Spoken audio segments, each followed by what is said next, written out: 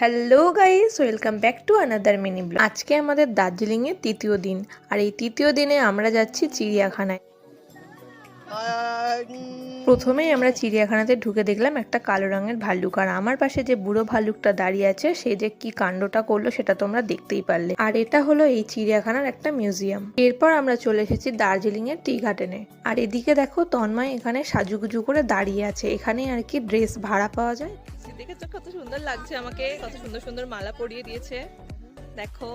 আর আমাদের এই ভিউটাও দেখো, কত সুন্দর ভিউ। এখন আমরা চলে এসেছি জাপানিজ টেম্পল। এই পিস পাগোডা থেকে দেখো কত সুন্দর লাগছে ভিউটা। লঞ্চ লঞ্চ তন্ময় আগেই খাওয়া শুরু করে দিয়েছে, দাদার জন্য ওয়েট করছে না। দাদা কি সুন্দর পরিবেশন করলো। থ্যাংক ইউ দাদা, আমাদের এত সুন্দর পরিবেশন করে খাবার দেওয়ার জন্য। আজকের এই ব্লগ এই পর্যন্তই, আবার দেখাবে নেক্সট কোনো ব্লগে। ততক্ষণে সবাই খুব ভালো থেকো আর সাবস্ক্রাইব করে আমার পাশে থেকো। টাটা।